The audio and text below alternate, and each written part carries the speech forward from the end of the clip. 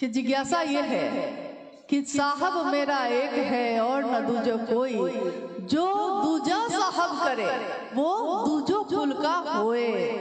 इसका क्या अर्थ है? तो साहब ने कहा कि जानते हैं साहब किसको कहते हैं? साहब परमात्मा को कहते हैं। साहब एक ही है यहाँ, साहब ईश्वर को कहते हैं। और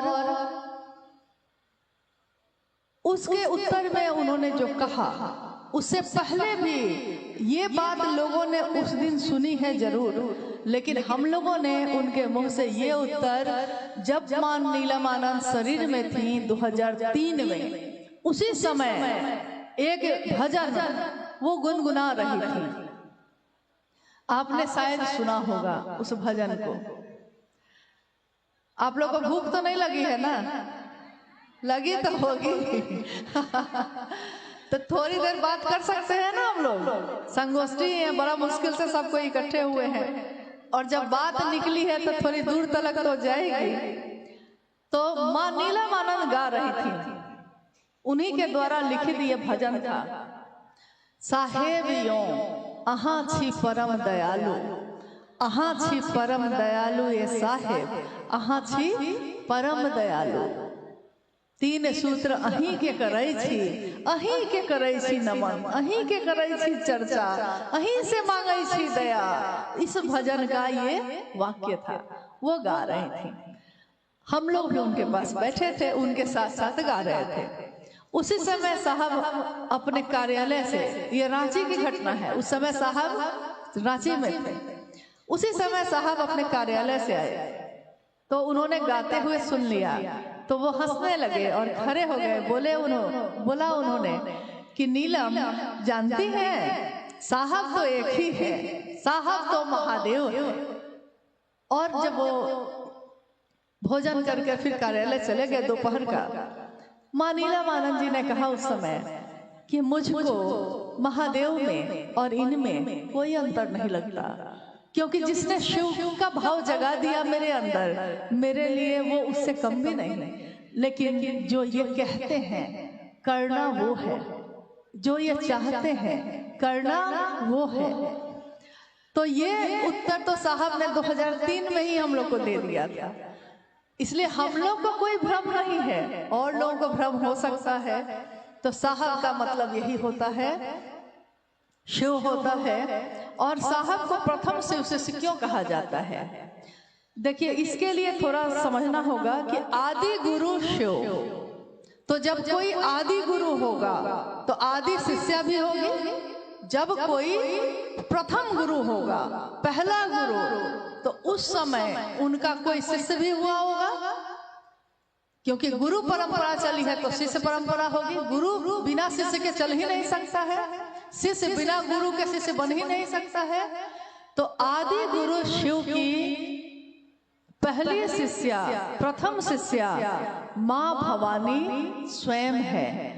ये शिव पे आधारित तंत्र साहित्य में लिखा है कि मां भवानी प्रथम शिष्या है शिव की। मां भवानी कौन है? शिव की शक्ति। और आप गौर कीजिएगा, मैंने भी जब प्रणाम किया है तो कहा है, आप सुनते शायद नहीं हैं या समझते नहीं हैं। हम लोग हमेशा ये कहते हैं इस कालखंड के प्रथम शिव के शिष्य। इस कालखंड के यानी जो काल चल रहा है, अभी कलयुग जो चल रहा है, इस खंड में पहला शिव का शिष्य जो है उसको हम नमन कर रहे हैं। और उन्होंने उसके बाद पहले चिट्ठी मां नीलमानंद जी को लिखी थी, जिसमें लिखा था कि नीलम, मैंने शिव को अपना गुरु बना लिया है, तुम भी बना लो। मां नीलमानंद जी ने भी शिव को अपना गुरु बना लिया। उसके बाद शिव शिष्यता बढ़ती चली गई। तो प्रथम शिष्या तो स्वयं मां भवानी है। इस कालखंड के प्रथम शिष्य साहब हरिंद्रानंद जी हैं। यानी शिष्यों की श्रृंखला है जिसमें ये जो काल चल रहा है और जो महादेव का संदेश आया, जो आज भी कागज पे लिखा है, उपवन में सुरक्षित रखा गया है। उपवन जहाँ साहब का शरीर का अंतिम समय गुजरा है और जहाँ उस ऊर्जा का अनुभव आज भी हमारे आपके जैसे सभी शिव शिष्य करते हैं।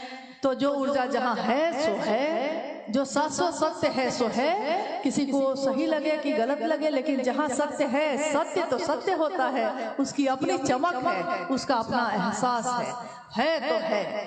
तो वहाँ ये जो लिखा हुआ है अभी भी रखा है, जिसमें महादेव का संदेश जब आया था उसमें एक पंक्ति थी कि हरिंद्र की बताई विधा ही मनवंतरों तक के लिए पर्याप्त है।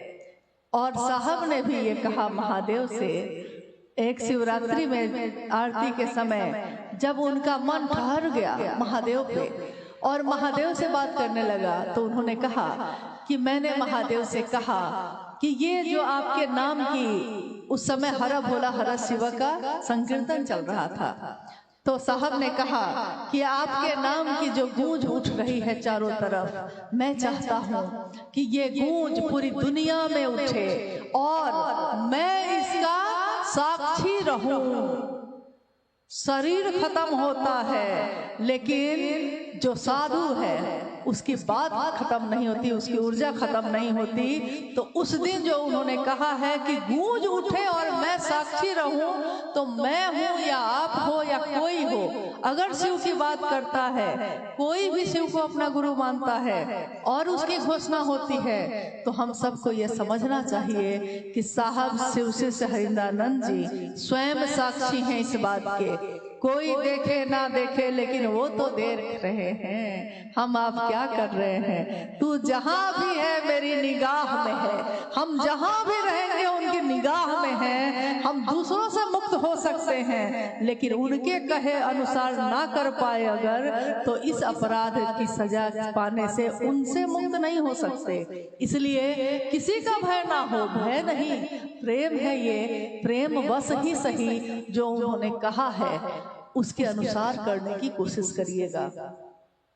यह चिट्ठी बहुत लंबी है, लेकिन इस सारी जिज्ञासाओं में घूम फिर के एक ही बात है कि साधु मरते नहीं हैं, साहब स्वयं शिव हैं, लेकिन उनके फोटो पर माला क्यों पहनाते हैं। तो क्या किया जाए, उनकी तस्वीर को फेंक दिया जाए ताकि दूसरे लोग अपनी तस्वीर लगा लें।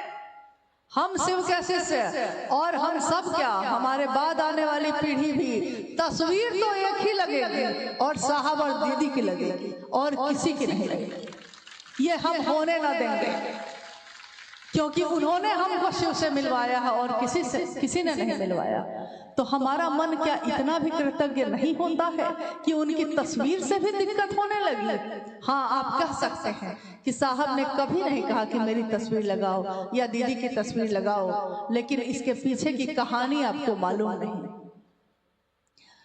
साहब के शरीर में रहते हुए जब माँ शिवलीन हुई 2005 में, माँ नीलमानंद शिवलीन हुई, कुछ लोगों ने जगह जगह कहना शुरू कर दिया कि नीलम दीदी की ताकत हम ही को मिल गई। कोई ये कहता, कोई ये कहता, यहाँ तक कि कुछ लोगों ने तो अपनी तस्वीर छपवा के बांटनी भी उस समय शुरू कर दी थी जब साहब शरीर में थे, उनकी आंखों के सामने इस तरह की बातें शुरू हुई। फिर भी साहब तैयार नहीं हुए, लेकिन बाद में उन्होंने कहा कि ठीक है, महादेव की तस्वीर तो लगेगी, इसलिए कि कोई शिव को गुरु बनाएगा तो वो प्रारंभिक अवस्था में जो शिव की साकार स्थिति है उसको समझ में आता है कि ये शिव की बात हो रही है, यही गुरु है, इनकी बात हो रही है। लेकिन गुरु से तो अंतर होना ही पड़ता है। उस शरीरधारी गुरु भी होगा तो अंदर से मिलना पड़ेगा उससे।